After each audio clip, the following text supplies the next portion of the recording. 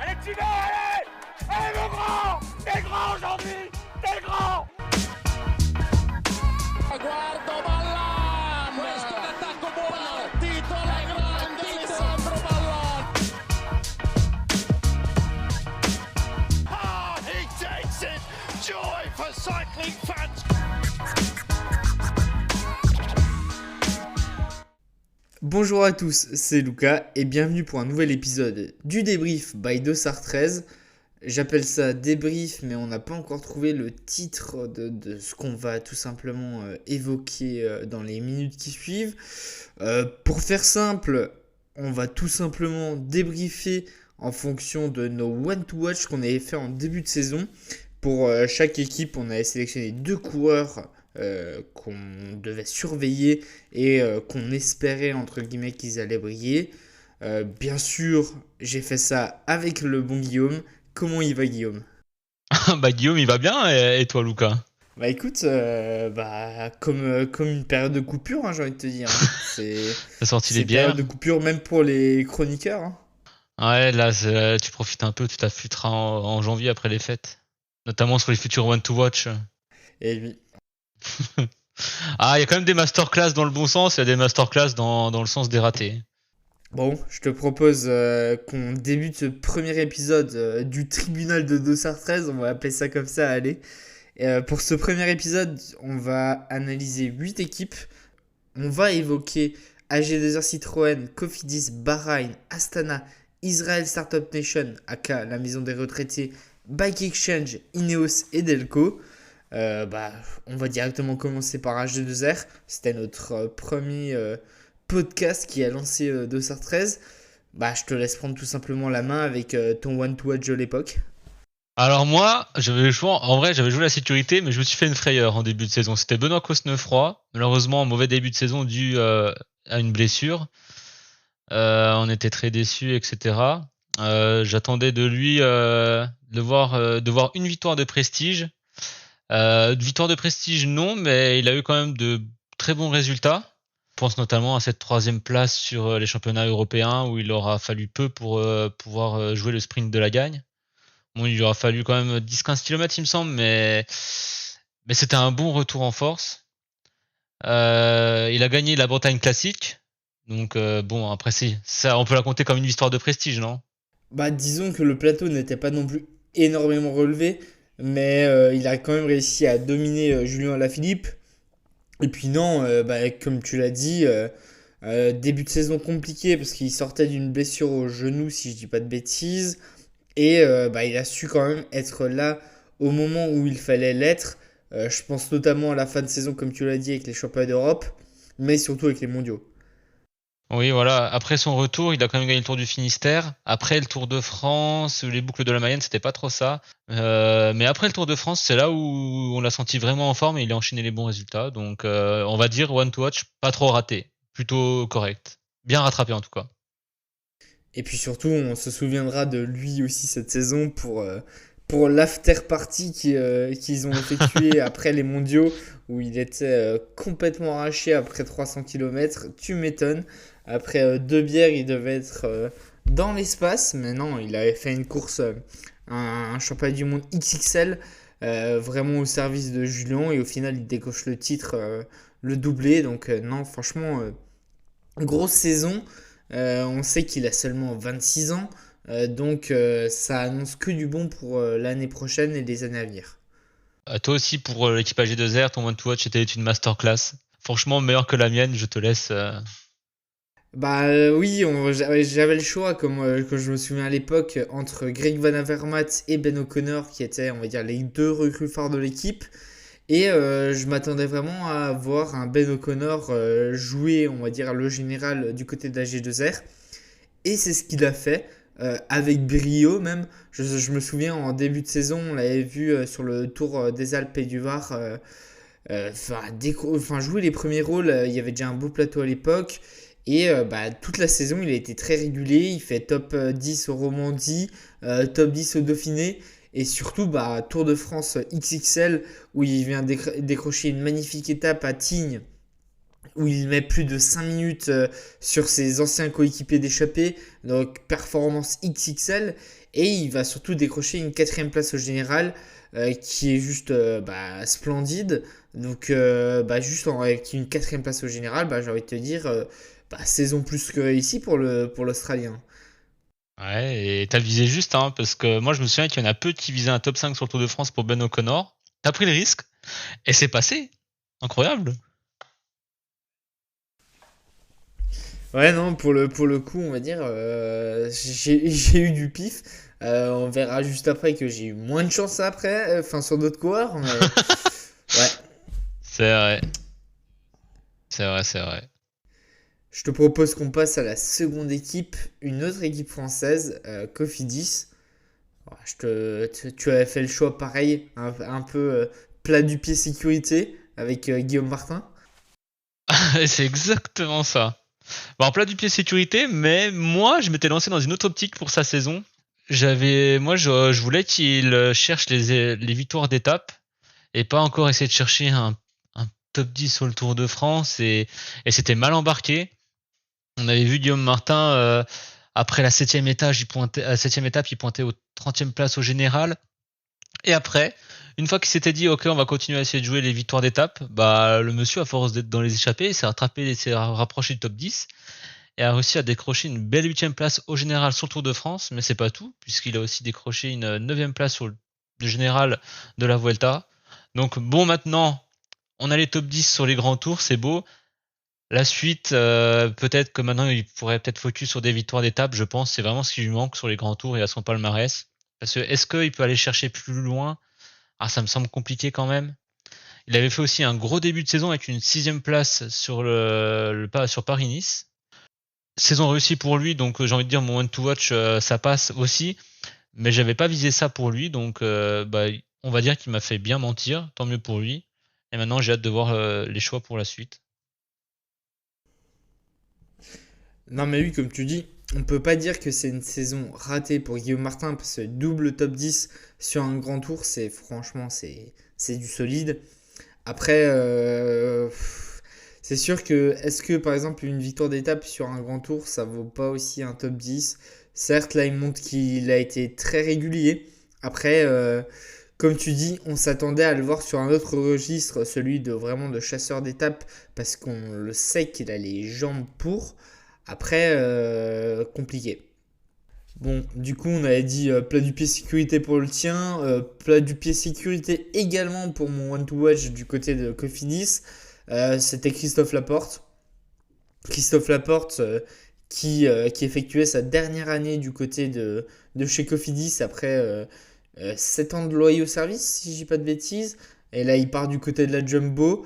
Je dirais quand même une belle petite saison pour le coureur.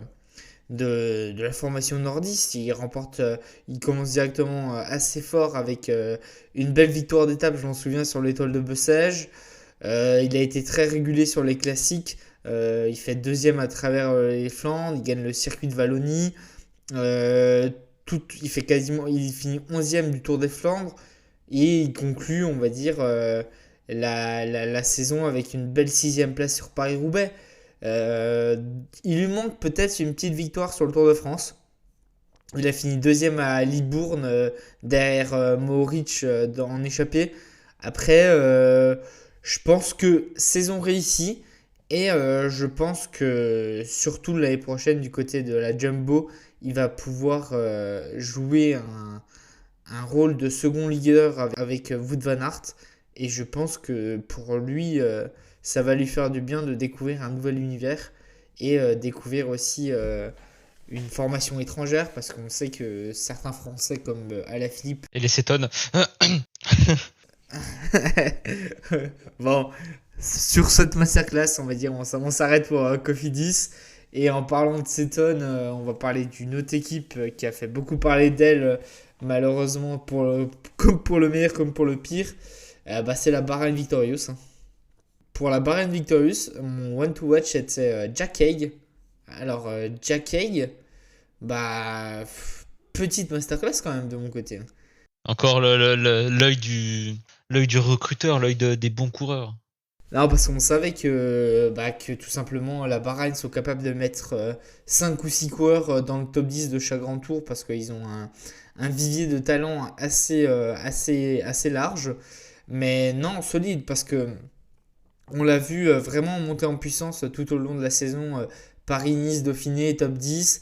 Moi, je sentais qu'il était vraiment en forme sur le Tour de France. Il a tout de suite brillé sur la première étape et la seconde également en faisant deux top 10. Malheureusement, il tombe sur l'étape de Pontivy, sur une des grosses chutes massives qu'il y a eu durant le final. Et je m'attendais, je pense que s'il n'était pas tombé, il aurait pu jouer vraiment sa chance pour faire un top 5 voire un podium. Parce qu'au final, on l'a vu sur la Volta, c'était du solide quoi. Il était hyper régulier. On l'a jamais vraiment vu capable de gagner une victoire d'étape, mais il fait 6 top 5 d'étape. Franchement, hyper régulier. Très régulier. Troisième place au général derrière Roglic et Mas.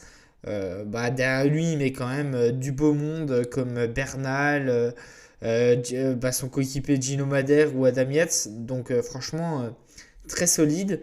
Et on va dire pour le coup, saison plus que réussie pour le coureur australien qui venait de la Mitchelton Scott. Donc, c'était pour lui également un petit pari de changer d'équipe dans l'équipe qu'il avait fait passer professionnelle en 2016.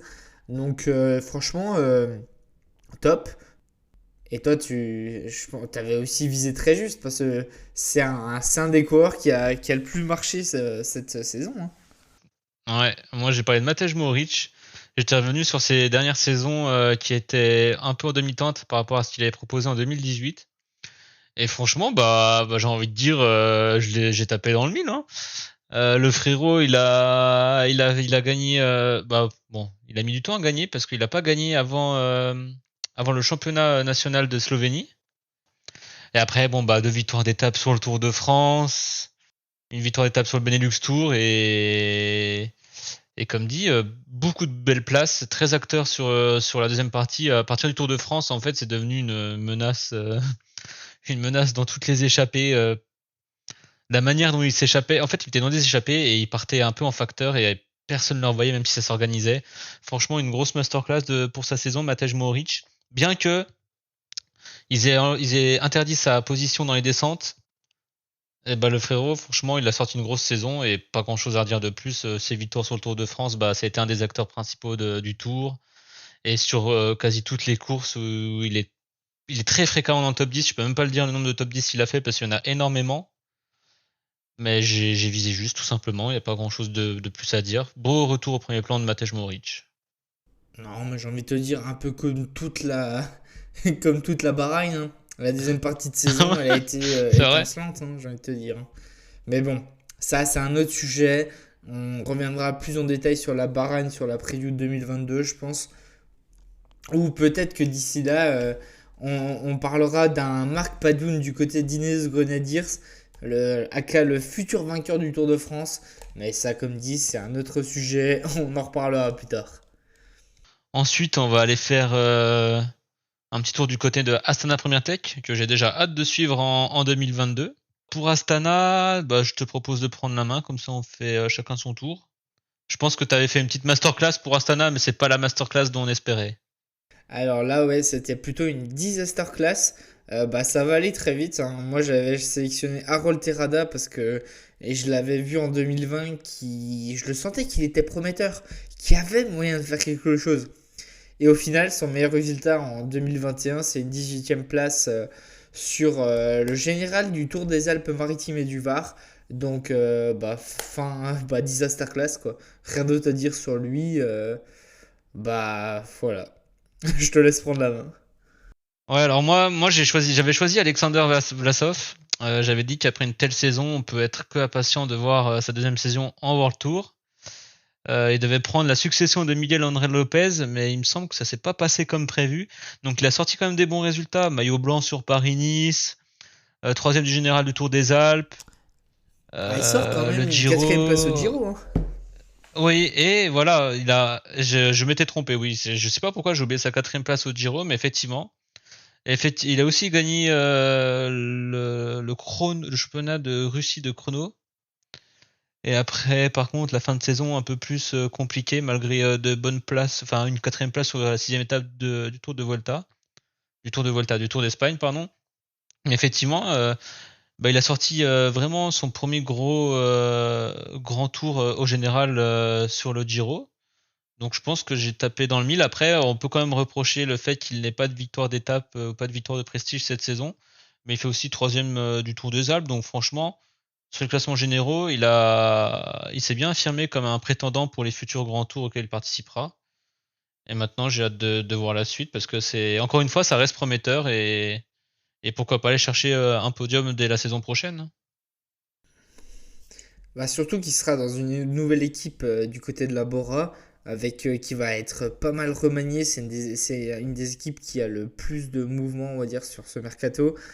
On l'a senti vraiment monter en puissance en début de saison. Comme tu l'as dit, faire deuxième du général du Paris-Nice, podium sur le Tour des Alpes, quatrième du Giro. Donc non, c'était un très bon début de saison. Donc non, franchement, c'est dans la continuité de ce qu'il a montré. Il a seulement 25 ans. Donc je pense que pourquoi pas, on va dire, le voir exploser vraiment aux avant-postes l'année prochaine du côté de la Bora. Il aura une belle équipe autour de lui. Je pense notamment rapidement à Higuita, Hindley, Kamna, Kelderman, c'est tous des bons grimpeurs. Et je pense qu'il aura la place pour exprimer son talent. Donc non, ça a été une belle pioche de ta part de choisir Vlasov. Je te propose ensuite qu'on passe à l'équipe des pré-retraités. Je pense qu'on a même plus besoin de la nommer à force. Vous devez savoir de qui on parle. Bon, pour les nouveaux, on va quand même le préciser. On parle de Israel Startup Nation. Ouais, moi j'avais choisi Michael Woods et je me souviens, j'avais utilisé les termes de valeur sûre. Donc effectivement, c'était une valeur sûre, mais il y a eu peu de victoires. Il en a eu une en début de saison où ça annonçait que du bon sur le Tour des Alpes-Maritimes et du Var, 2e du général d'ailleurs. Et après, il a enchaîné les résultats corrects, 11e en Espagne. Il a quand même fait 4e de la Flèche Wallonne et 5e de Liège-Bastogne-Liège. Une victoire d'étape sur le Tour de Romandie. Et ensuite, plein de places d'honneur par-ci par-là sur le Tour de Suisse, au Tour de France, mais pas d'autres victoires. Donc franchement, j'ai visé juste sur le fait où je parlais de lui de valeur sûre. Mais voilà, l'âge se fait ressentir et les jeunes poussent à la porte et prennent la place. Donc il a fait une bonne saison pour ce qu'on attendait de lui quand même, je pense. Non, il a fait une très très belle saison même. Il est 13e au classement UCI. Il a enchaîné plein de top 10 tout au long de l'année. Certes, c'est un peu comme tout quoi. Un peu le manque de réussite pour décrocher plus de victoires. Mais franchement, saison très réussie quand même. Comme tu l'as dit, les jeunes tapent à la porte. Mais Papy Woods est encore bien en forme. Donc on verra bien ce qu'il fera l'année prochaine. Oui, il peut toujours les gratter un très bon résultat, effectivement. Bon, je te laisse parler de notre local par rapport à nous. Oui, bah Hugo Hofstetter, hein, pour lui pareil, c'était sa deuxième saison du côté d'Israël et la dernière parce il part pour 2022 du côté d'Arkia Samsic. Alors, pour Hofstetter, c'était quand même une saison assez mitigée. Il a enchaîné, comme à son habitude, pas mal de places d'honneur. Il n'a pas fait le saut de qualité quand même attendu, mais c'est encore une fois un coureur très régulier et qui enchaîne les top 10. Et forcément, je pense que du côté d'Arkia Samsic, l'année prochaine, il sera à surveiller. Place désormais à une autre équipe étrangère. Cette fois-ci, c'est la team Bike Exchange. Donc, première année qu'elle se prénomme ainsi. Je te laisse prendre la main avec Simon Yates. Oui, j'ai envie de te dire, Samonette, ça peut toujours dans les standards qu'on lui prêtait. Moi, j'avais dit que lui, c'était comme son frère jumeau, quoi. C'était un peu le beau temps et la pluie. Je pense, que c'était un peu plus le beau temps cette saison que ça a pu être par le passé. Il est monté en puissance, une 10e place sur Tirreno Adriatico, plusieurs top 10 sur des courses d'une semaine et une victoire au général quand même sur le Tour des Alpes où il y avait quand même un beau plateau de coureurs. Et il a conclu cette belle forme sur une belle petite 3e place quand même sur le Giro d'Italia. Un Giro d'Italia où de temps en temps il était loin devant, de temps en temps il se faisait lâcher très tôt. Donc comme dit, vraiment du Yates tout craché.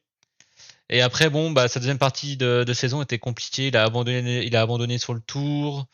Il a pas fait grand chose sur la Vuelta à Burgos. Et après, bah, il a fini la saison en octobre sur la Crow Race où il remporte le maillot de meilleur grimpeur et ça s'arrête là.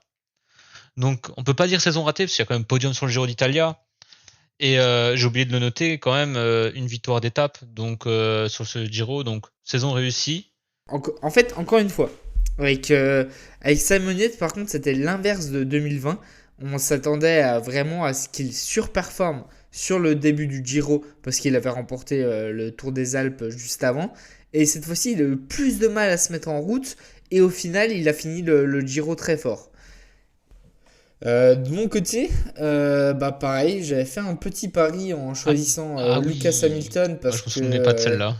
c'est parce que c'est un coureur assez jeune et je me suis dit avec un des Yates qui part du côté d'Ineos, ça peut laisser plus d'opportunités à d'autres coureurs. Et je me suis dit pourquoi pas Lucas Hamilton. Bah, le bon Lucas Hamilton a démarré sa saison vraiment fort et je me suis dit, pouah, je l'ai bien vu celui-là encore. Il fait quatrième de Paris-Nice, dixième du Tour de Catalogne et après encore un top 10 sur le Romandie où il va chercher une belle huitième place. Et après, bah, le reste de la saison, c'était quand même bien plus compliqué.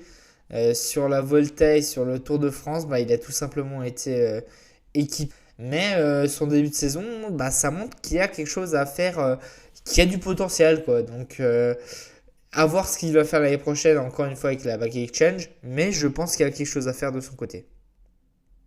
On a rapidement parlé juste avant du fait qu'un des Yates partait du côté d'Ineos. On va parler tout simplement de l'équipe britannique.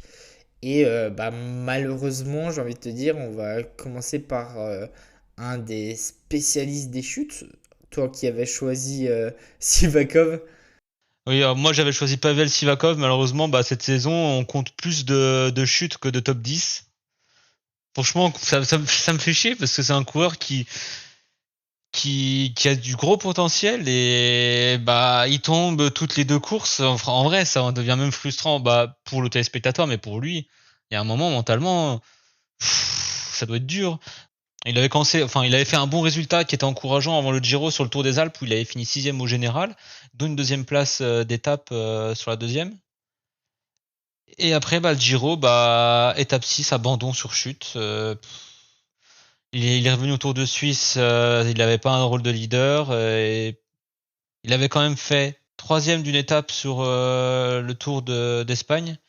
Il n'avait pas participé au Tour de France. Mais c'est tout, quoi. Il a rien fait du reste de la saison. Franchement, bah, c'est un total raté pour mon One to Watch, mais c'est frustrant. C'est frustrant parce que c'est vraiment l'expert des chutes depuis 2-3 saisons et Bah, encore une fois, on sent que le potentiel est là. On sait que c'est un coureur ultra talentueux. Et bah, tout simplement, on espère qu'il arrivera à régler ses petits soucis durant l'hiver. il peut se rapprocher de la FDJ. Ils ont des bons conseils, je pense, à lui donner. Ils savent comment gérer ce genre de problème. Moi, de mon côté, j'avais choisi Richard Carapaz parce que je m'étais dit, Bernal, il avait pas mal de difficultés médicales avec son mal de dos. On le sentait un peu en deçà et on savait qu'il allait pas avoir le leadership sur le Tour de France. Donc je m'étais dit que Richard Carapaz, bah, ça pouvait être son moment, quoi. Bah, au final, notre éleveur équatorien, bah, il a fait quand même une belle saison, hein. Il n'a pas gagné le Tour de France, mais il gagne le Tour de Suisse. Il fait podium sur le Tour de France. Derrière, on le sait tous, derrière le bon Tadej et un extraterrestre danois nommé Vingegaard. Et surtout, bah, il gagne les JO, quoi. Et il les gagne avec la manière. Hein. Alors, bien sûr, on sait que les JO pour le vélo, c'est pas, on va dire, l'événement de l'année parce que tout simplement, comparé à d'autres sports, bah, le Tour de France, gagner par exemple le Tour de France ou un mondial, c'est, j'ai envie de te dire, quasiment tout aussi glorieux que des Jeux Olympiques, mais ça reste les Jeux Olympiques, quoi. On s'était dit, Bah nickel, il gagne les JO, podium sur la Volta, podium sur le Tour, donc on s'attend à une Volta XXL. Eh bah non, il est totalement passé à travers, il a même pas pu aider ni Bernal ni Yates sur la Volta, donc bah clap de fin pour lui et tout simplement direction 2022 on va dire sa troisième année avec Ineos. Donc à voir ce qu'il va être capable de faire alors qu'il va approcher bientôt de la trentaine.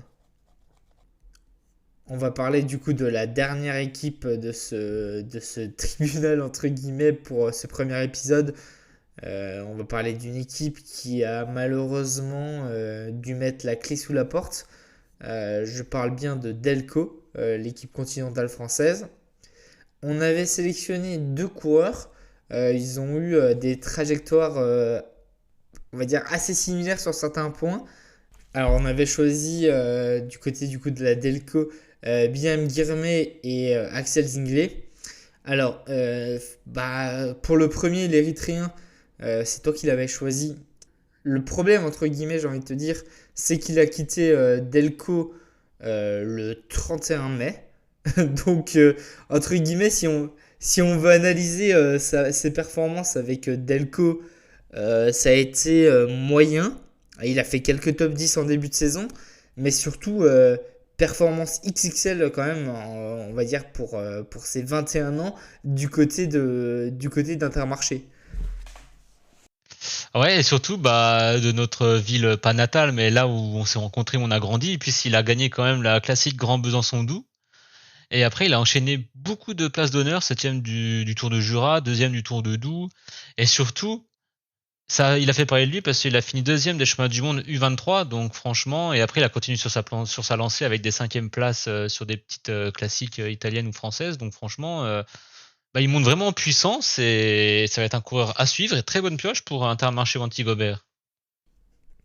Oui, parce que c'est un classe 2000, donc il a 21 ans.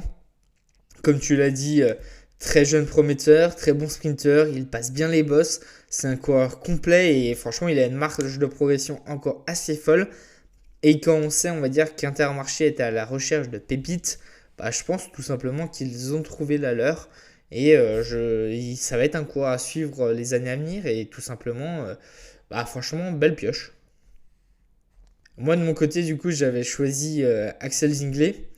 Malheureusement, il devait passer pro du côté de Delco le 1er août.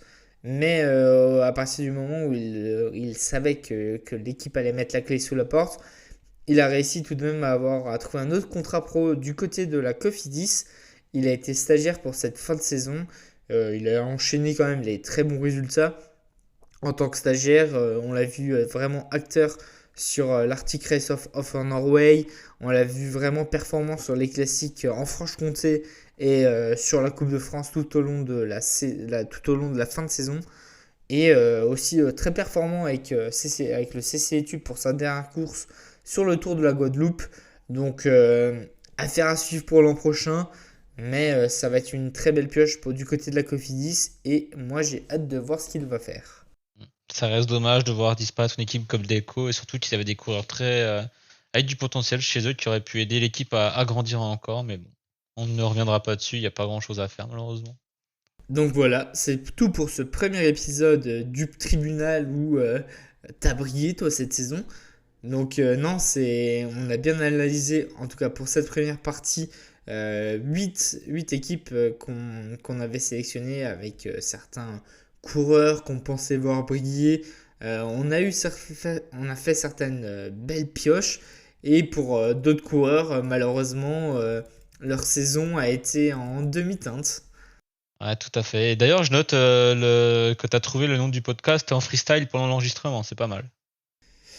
Écoute, on fait comme on peut avec les moyens du bord, j'ai envie de te dire, et tout simplement, avec ces doux mots de Guillaume, j'espère que vous avez passé une très belle écoute. N'hésitez pas à nous dire, vos belles surprises pour cette saison 2021. On espère que vous avez passé un beau moment, et on se revoit très vite pour un nouvel épisode. Ciao, ciao! Ciao!